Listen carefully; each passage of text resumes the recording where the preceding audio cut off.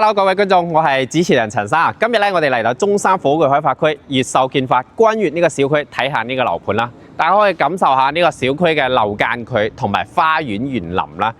成個小區咧，我感受咗下咧，就好似逛咗一個小公園咁樣。哇，做得錯落有致嘅，綠油油嘅景色。日後咧居住喺呢度，你落去遛貓遛狗啊，同自己小朋友喺度做下互動啊。呢種小區咧都係唔錯嘅選擇嚟嘅。我哋今日睇呢個越秀君悦咧，第一咧佢係地鐵口物業嚟嘅，就喺小區門口嘅其中一個位置。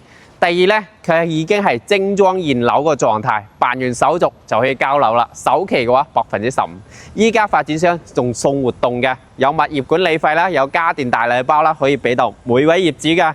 有興趣嘅可以嗱聲啦，現樓辦完手續可以交樓。咁呢個小區主要賣緊咧有80方啦、89方啦、113方同埋127平方，即係3房、4房、5房都可以俾到大家參考嘅。呢個小區除咗係地鐵口物業之餘咧，佢個交通同埋商業範圍啊都比較方便嘅。喺越秀建發呢個小區斜對面咧，就係我哋火炬開發區太陽城板塊最大嘅商場，就係叫太陽城。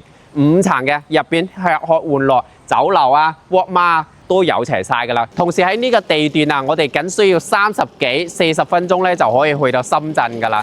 包括有需要嘅朋友咧，返香港啊，附近都有啲直通巴。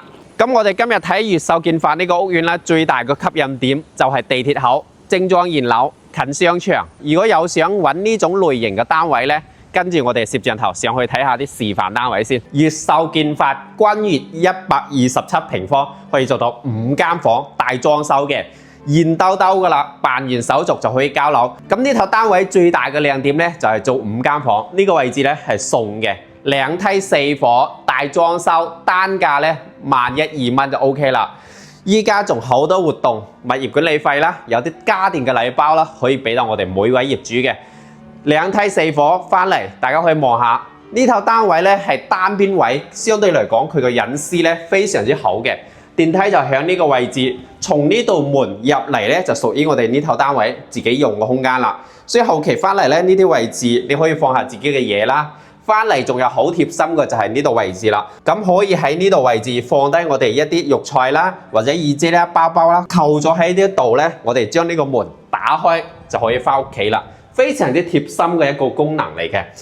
其次嘅話，相對嚟講交付標準咧，比依家賣緊嘅灑月會更加靚少少。到時唔帶鎖匙嘅情況下咧，可以指紋啦、密碼直接翻屋企啦，比較貼心嘅。相對嚟講，電子鎖咧會更加方便啲。當然機械鎖又有佢嘅好處，各有千秋。咁啊入嚟之後呢個位置啊，可以作為一個鞋櫃啦，做到頂，到時作為收納。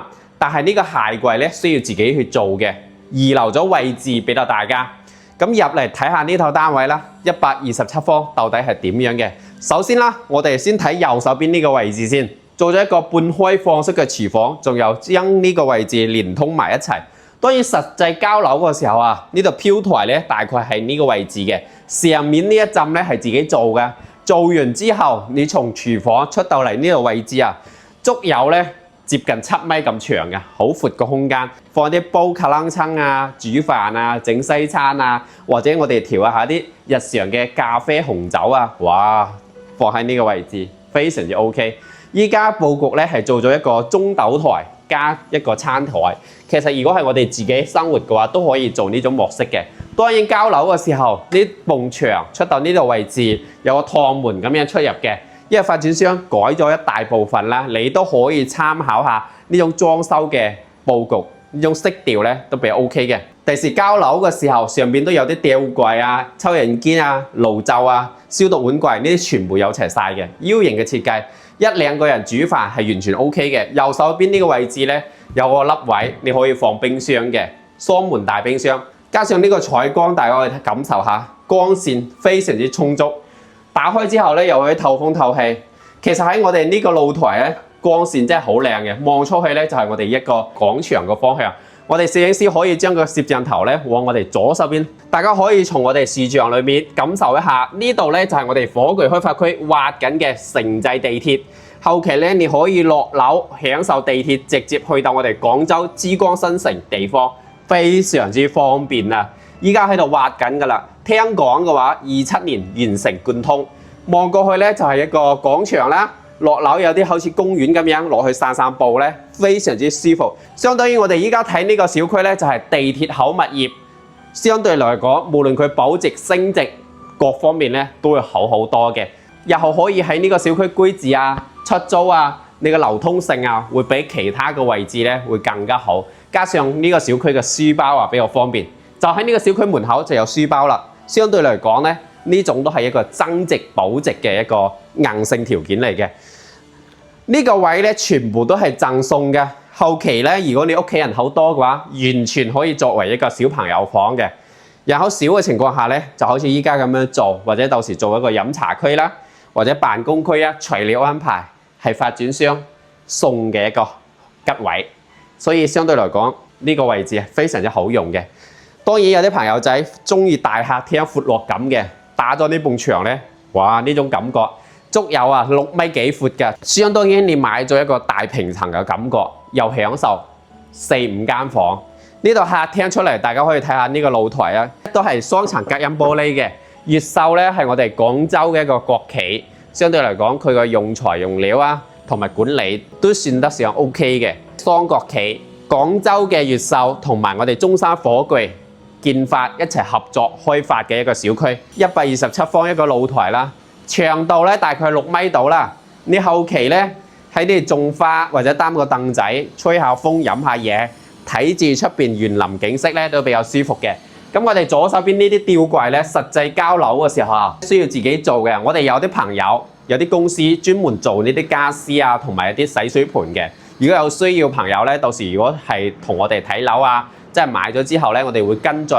你唔想做任何嘢嘅話，可以交俾我哋，全程幫你全部搞掂，可以實現拎包入住，唔使你去做咁多繁瑣嘅事情啦。咁啊，呢套單位望落去咧就係泳池嚟嘅。咁啊，6月天嘅時候就開放啦，就可以睇到人哋喺度游水。你可以喺呢個露台飲杯咖啡，睇住人哋喺下邊游水咧，都係一種享受嚟嘅。咁呢個單位咧，佢係斜斜地啦，主要係睇下邊園林啦，錯落有致，大家可以感受下呢種景色啦。如果追求睇園林嘅話，我建議大家揀一啲樓層低少少嘅。如果追求高視野咧，就買高少少。我哋依家睇呢個位置咧，屬於15樓，所以相對嚟講中樓層嚟嘅。餐客廳、露台、景色，我哋基本上睇咗啦。呢個小區最大嘅亮點就係地鐵啦。右手邊咧就有廣場，對過去咧有德南湖公園。如果中意日常居住各方面有要求嘅朋友咧，呢度非常之適合嘅。同時喺呢個小區斜對面咧，就係我哋太陽城嘅一個商場，飲早茶、沃媽、大家樂、咖啡，樣樣齊5層咁多，非常之成熟。基本上日常嘅東西都可以喺嗰度享受到。我哋睇埋裡面啲房啦。咁左手邊呢個可以作為我哋日常講嘅客房啦、小朋友房啦，隨時 OK 㗎，好闊落。你放個1.5床、1.8床，足夠空間嘅。裡面仲可以放衣櫃嘅。呢度有飄台，依家呢個飄台咧，發展商利用起身，下邊做咗一啲櫃搭配啦。即係後期如果有追求嗰種飲嘢啊、溫書啊或者辦公啊呢種係好舒服嘅。咁我哋依家賣嘅咧係一棟啦，一棟佢個視野光線咧比較好啊。望落去就地鐵啦、公園啦，同埋廣場嘅方向，溫書睇景嘅露台咁樣都幾享受嘅。當然每個人個興趣各方面都唔一樣啦，睇翻自己嘅安排。過嚟之後有另外一間房去睇下，呢間房咧同啱先間房又有好大出入嘅，更加適合一個長者房居住啦。呢間房放個1.5床咧就舒服啲，放個1.8床咧會緊湊少少。牆邊咧我哋可以打滿衣櫃佢。擺上自己中意嘅款式，後面呢啲嘢咧交樓嘅時候都係白牆嚟嘅，需要自己做呢啲嘢。如果需要嘅話，我哋都有啲師傅去做呢樣嘢嘅。咁呢個位置咧係有個趟門，可以直接步行出嚟我哋呢個露台啦。咁之前如果有關注開我哋一啲頻道咧，就非常清楚。我接落嚟講嘅方式會非常之好用。比如我哋可以喺呢個露台做埲牆，或者做實體嘅櫃做到頂。將呢個露台咧一分為二，咁呢個長者房有一個獨立嘅露台，俾佢享受種花，或者佢每日早上作為喺呢度鍛鍊啦，睇下園林景色，佢獨享嘅，相對嚟講咧非常之好用。咁呢個只係我個人嘅假設想像去設計，因為我哋有見過一啲業主咁樣做嘅，會好舒服、好好用嘅。咁過嚟之後咧，就屬於我哋公區嘅洗手間啦。鏡櫃呢啲有齊晒㗎啦，大家唔使擔心，全部做好晒。你放下梳妝啊，或者我哋化妝品啊，呢度日常洗漱啊，過嚟之後就沖涼啦。127方做咁細嘅沖涼房，相對嚟講咧就係緊湊咗少少嘅。最牙地方咧就係呢嚿嘢啦。當然有啲朋友仔又比較好用嘅，坐住喺呢度沖涼，或者日常有啲 BB 嘅，放個盆喺度同佢一齊沖涼，咁樣又非常之好用。當然呢嚿嘢咧即係見仁見智啦，每個人嘅需求唔一樣。呢度有我哋沖涼房，過嚟之後咧就屬於我哋一個兒童房啦。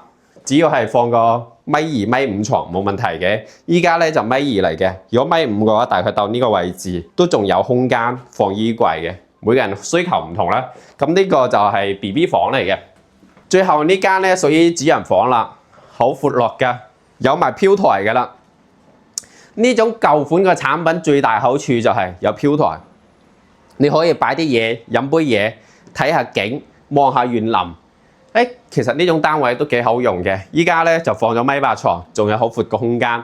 放床之餘咧，我哋左手邊呢個位置啊，仲有空間你可以放衣櫃嘅。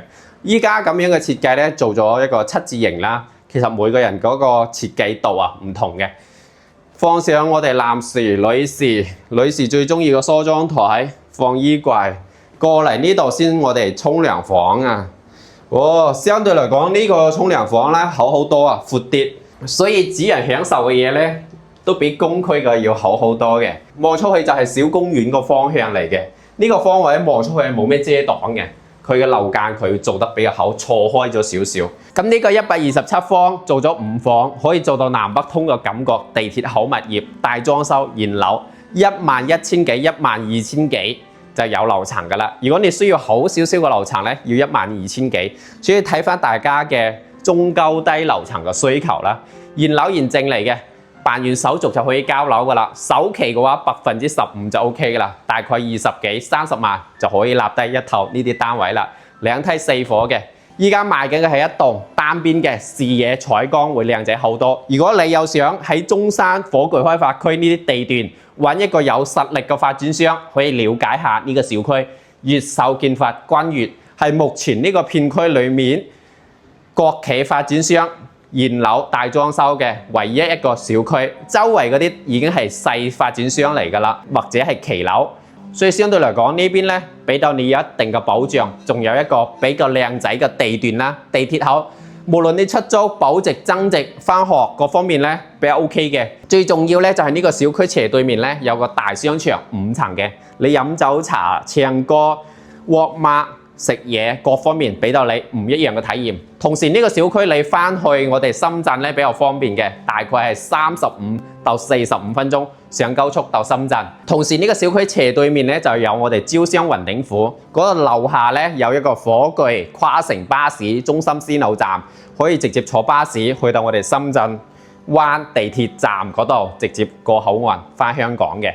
有興趣嘅朋友可以了解下，因為我哋呢個屬於中山城區火炬開發區板塊啦。如果走港珠澳大橋口岸嘅情況下咧，稍微遠少少，可能要1個半到2個鐘先可以翻到香港嘅。咁目前火炬咧屬於中山東部啦，係對接深圳，所以喺深圳走元朗、新界、落馬洲嘅地方過嚟會方便好多嘅。大家睇片過程中，如果有邊啲位置我冇講得清楚，忘記講俾大家知嘅情況下咧，其實可以留言或者直接聯繫我，大家互相之間作為交流。咁我哋喺中山或者珠海有各種類型嘅大平層啦，同埋一啲現樓個房源啦、低首期啦，或者揾啲別墅仔咧，我哋都可以安排到俾大家嘅。咁我係主持人陳生，希望大家睇樓嘅路上咧越嚟越順，揾到靚屋，少啲中伏，買到自己心儀嘅屋企。希望大家點翻個 link 關注下我哋，感謝大家嘅收睇。